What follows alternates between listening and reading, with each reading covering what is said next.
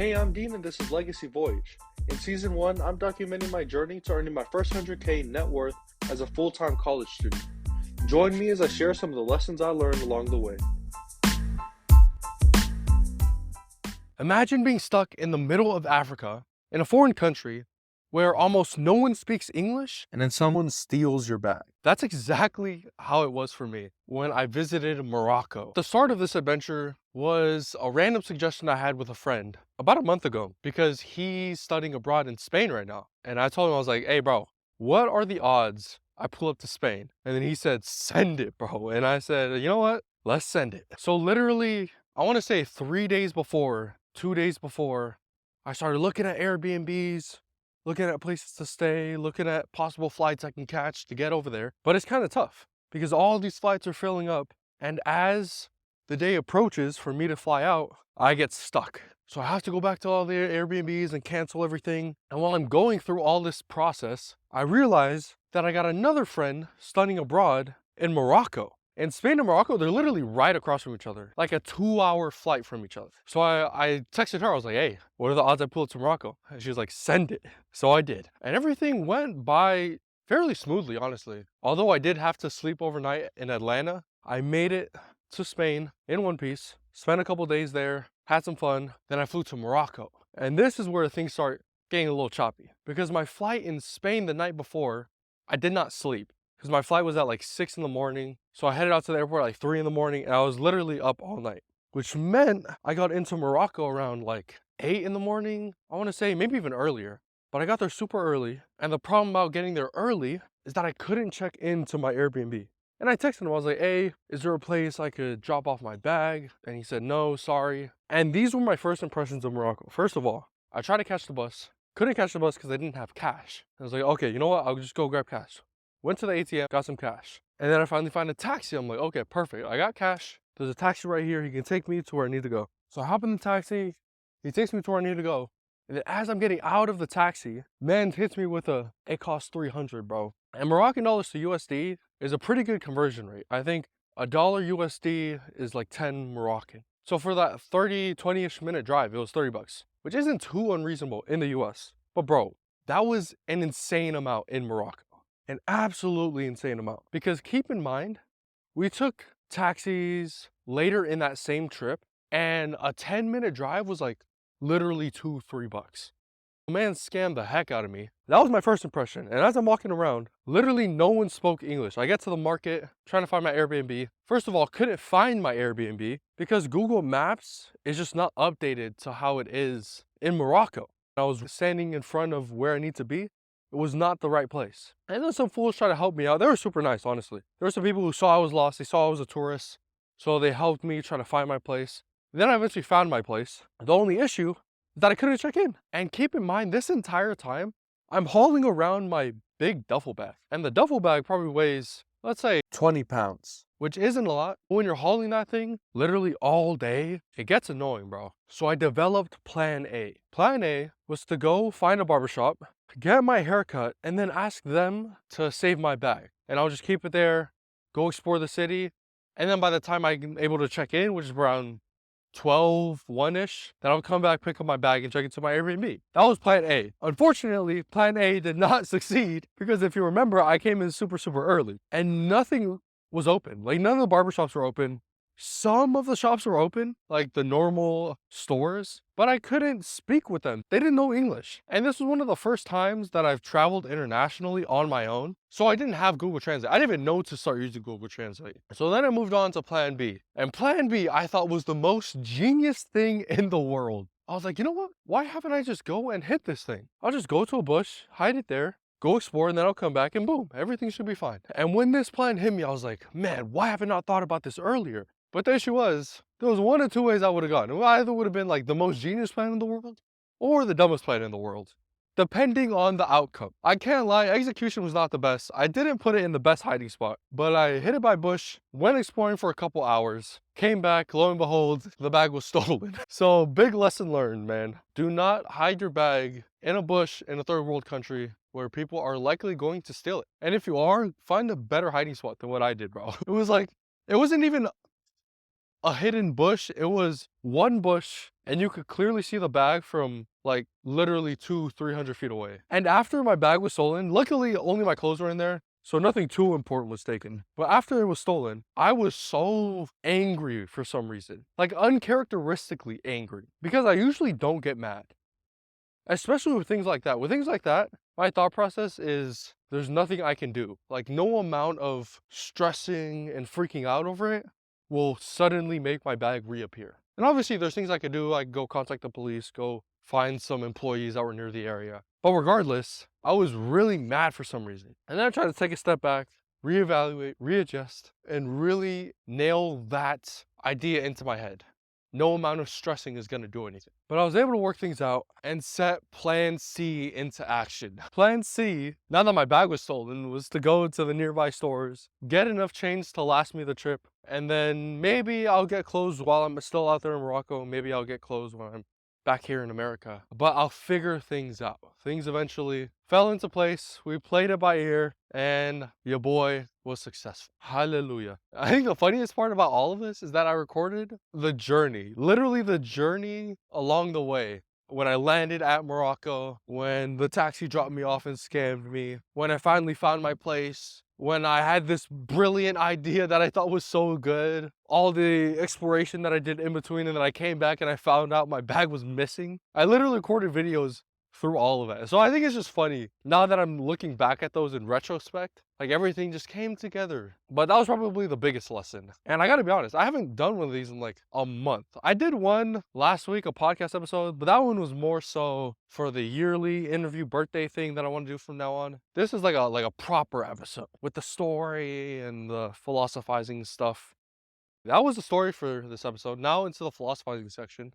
These are just things that I came across over the past, usually it's supposed to be a week, but today is going to be over the past month. I've been thinking about the value of traveling, and I keep coming back to this over and over and over again. And I definitely will in the future as well, as I think more about this. But here are just the immediate pros, or at least the biggest pros I thought of off the top of my head. First thing is that adventures are just straight up fun, bro. You get to make memories, you have all these really, really cool experiences that you keep under your belt, and it's just fun, dude. I don't know.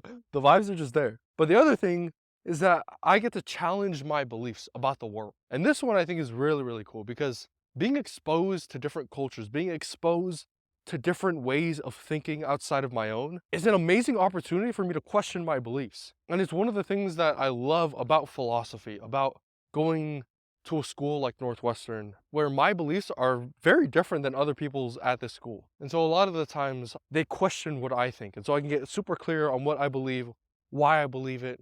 Or maybe I switch my mind on something. I'm like, oh, you know what? You're right.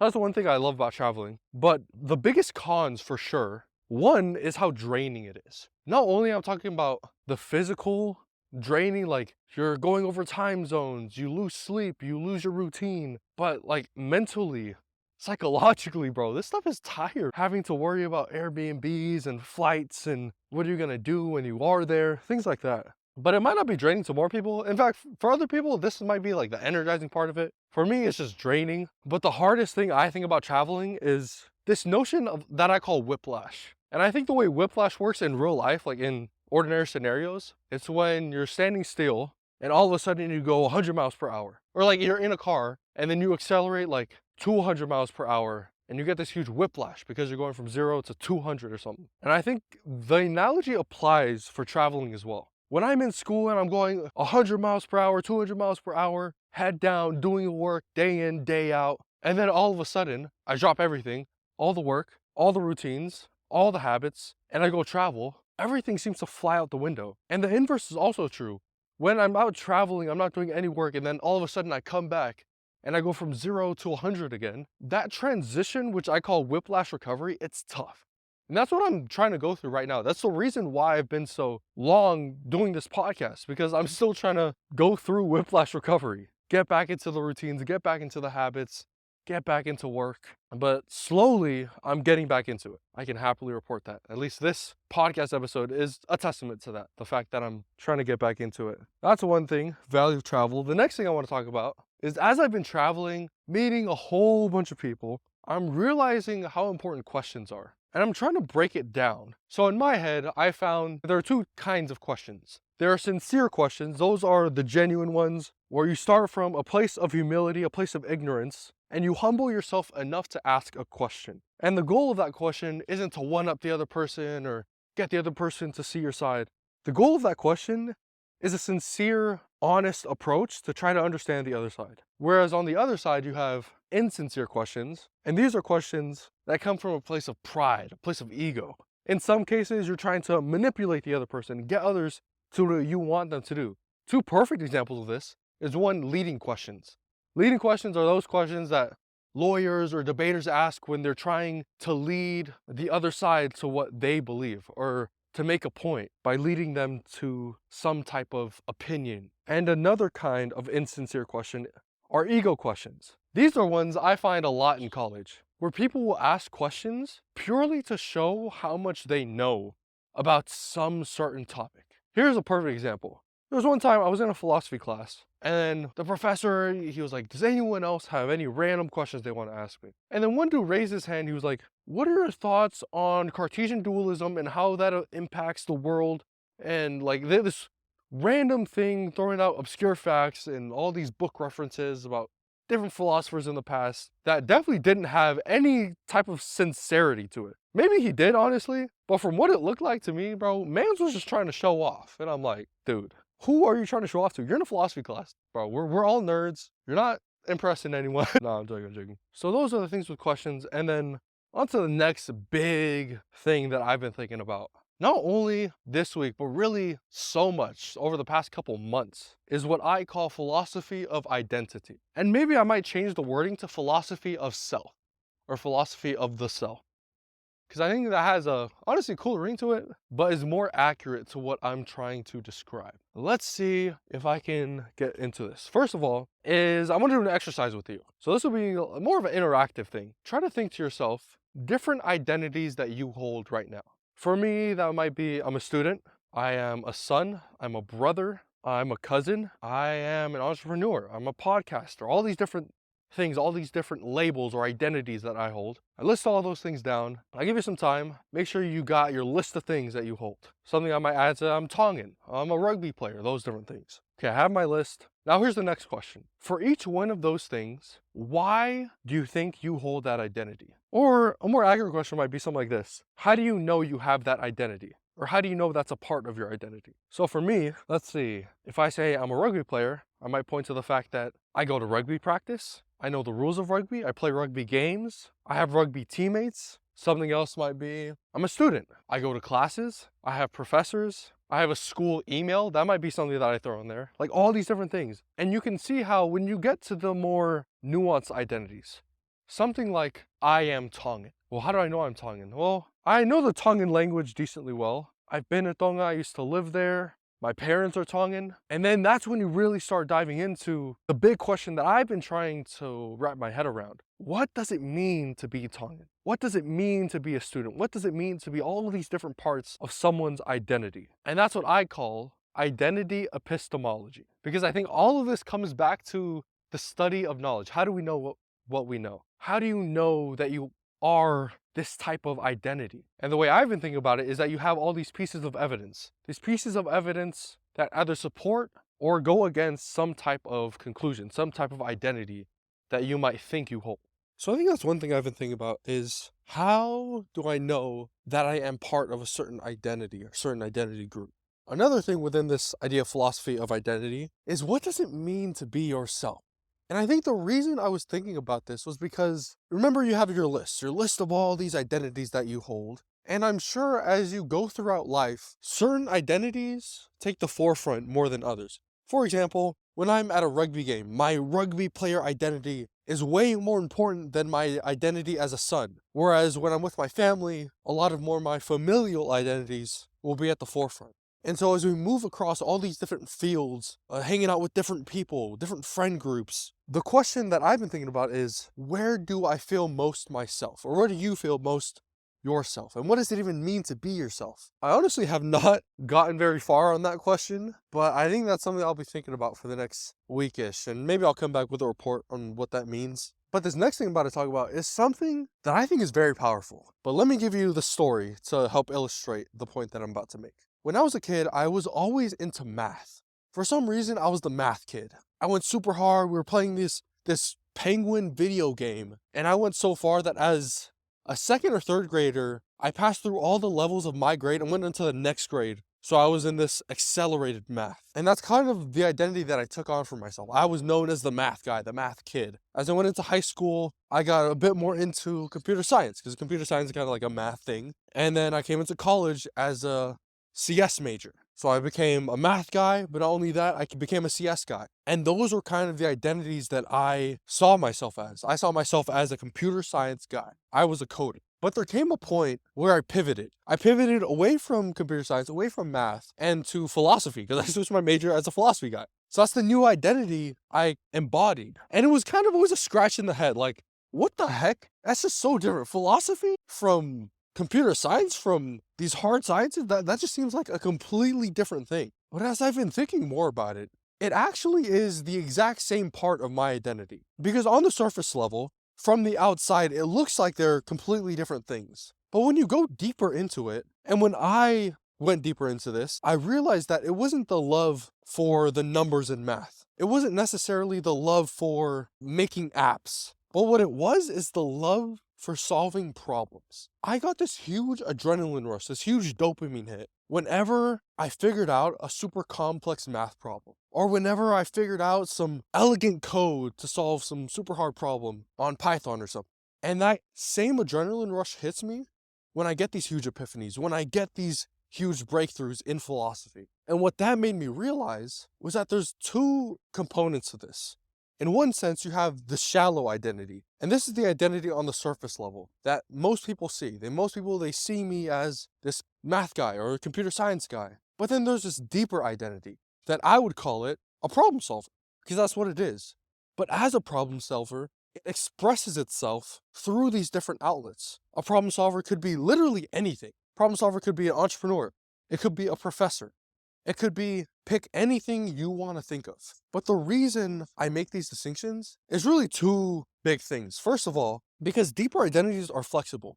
Flexible enough that when I lose a shallow identity, I can simply pivot to a new shallow identity that still uses that deeper identity. Here is an example. And I've seen this all the time, especially for athletes. Athletes who are dedicated to their sport and they're like, oh my goodness, I love this specific sport. But as soon as they get injured, they lose their sport, they lose their sense of being, and they're like, what do I do with my life? Not knowing that there are different aspects that they can apply that athlete identity toward. For example, a football player who gets injured and can never play football again in his life can now use those same skills they built as a football player to be a salesman, to be a computer scientist, to be literally anything they want.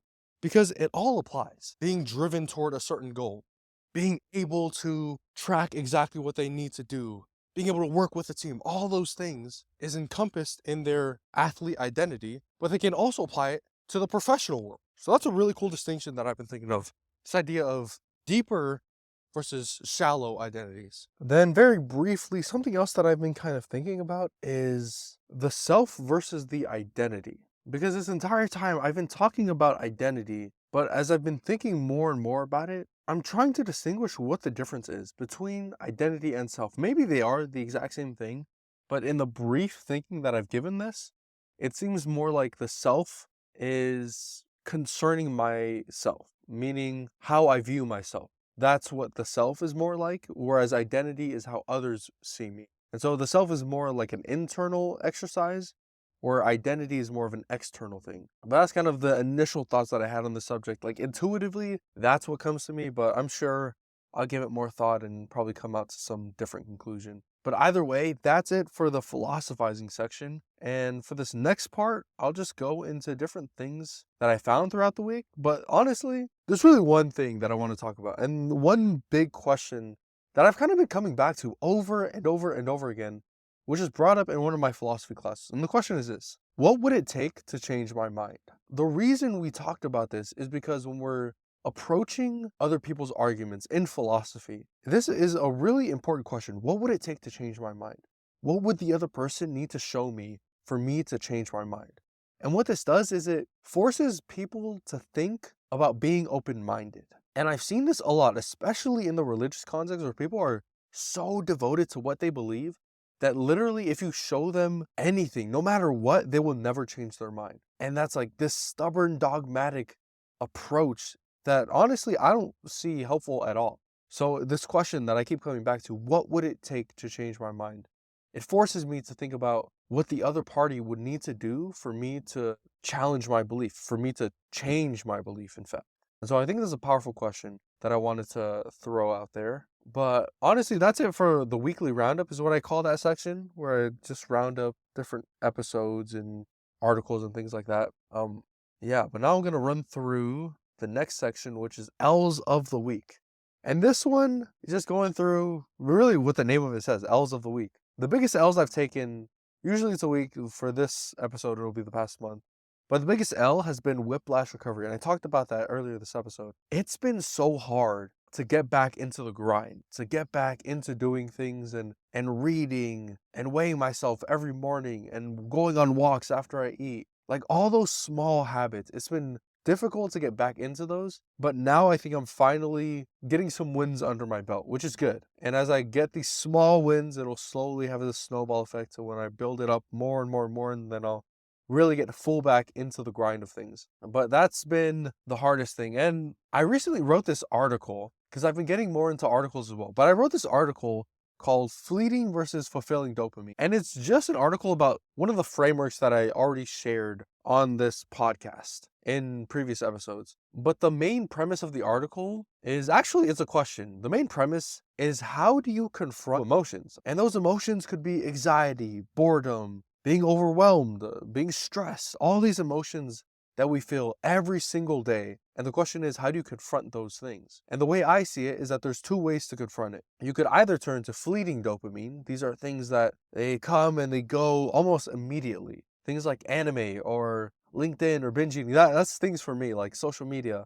TikTok might be an example. But these are fleeting dopamine. Like, they're ways to run away from the emotions. Or there's fulfilling dopamine, ways to literally go and confront those emotions. This will be journaling, podcasting, stuff like this, reading, walking, all of those things. But at the end of the day, I think there's one of two ways to respond to emotions, either the flight or fight response, where you either fight through your emotions, you go confront them, or you just run away from them. And the reason I've been thinking about this is because that's kind of what I've been going through with whiplash recovery. A lot of it has been turning to fleeting dopamine, and now, as I'm starting to get back into the grind, starting to get back into my habits and building those back up, I've been slowly but surely turning more and more toward fulfilling dopamine, which, as it implies, it is fulfilling. And the reason it's fulfilling is because it's helping me get to my dream identity, to the person that I want to become. So that's really, really good. But overall, I'll just give the life update now. It's been good getting back into classes. Honestly, I think all my classes are amazing. They're all really, really good. So that's a dub. And now that I'm back into school, one thing that I've been trying to do, of course, is to meet more and more people. And one of the ways I've been trying to do that is just join a whole bunch of clubs, go to random club meetings and see who I can meet. And that's honestly what I've been doing, pulling up to random meetings. And the cool part about that experience is that as I've been going to all these clubs, meeting all these different people, I've been getting to hear perspectives and surrounding myself by people that I wouldn't normally be around. And so a lot of the things that they're talking about, I wouldn't be talking about it on my own. I wouldn't even be thinking about it on my own. So it's really, really cool that I can start to think about these things. But running through the big pillars, first is, my God, I got to be super straight up. I have not read scriptures. I have not said prayers in ages. Yeah, literally ages. And now that I'm saying that out loud, it's making me realize that that's one of the habits that I've kind of been falling away from. So tonight, I will try to start building that habit back up, reading the scriptures, saying prayers. Yeah, because I think one of the cooler things about that is it helps me to be more grateful. And gratitude is just such a positive emotion to feel. So that'll be a habit that I start trying to build.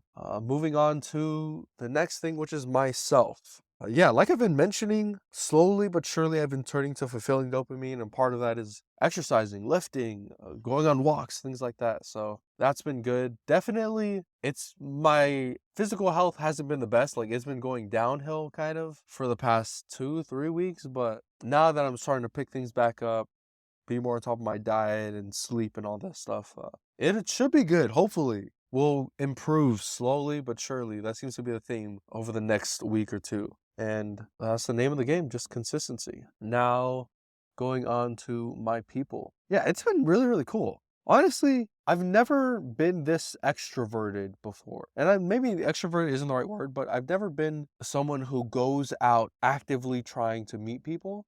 I've usually just kept to myself, but now I'm starting to go out and meet more people. And so it's kind of different experience for sure, especially when it comes to school, because I've never done this before. So it's been cool to get outside of my bubble and try to meet more people. So I guess, yeah, that's been a dub for my people. And in terms of my work, this has probably taken maybe the biggest hit over the past month. For sure, the biggest hit. Like even a bigger hit than it's been to my health, because I have done little to no work whatsoever. And I really want to get back on track with that stuff, because I think I've just kind of lost my goals around We Are Nesian. But more than that, I think I've forgotten about the mission. And at the end of the day, the mission is probably the most important thing, the most important part about building a startup. At least that's what I found, because the mission is what keeps us going. The mission is what we come back to when at the end of the day, we haven't gotten basically like anything done or haven't made any progress. We come back to the mission. And so that's something that I've probably lost track of, especially because I haven't been on top of like responding to emails and getting my calendar set back up. But this is good now that I'm talking through these things while podcasting. I think it's one of the great things about podcasting. One of the fulfilling dopamine parts of it is that I can talk things out and really reflect on what I've been doing. So happy I did this, and hopefully something in this episode resonated with someone out there. But I'll see you in the next one.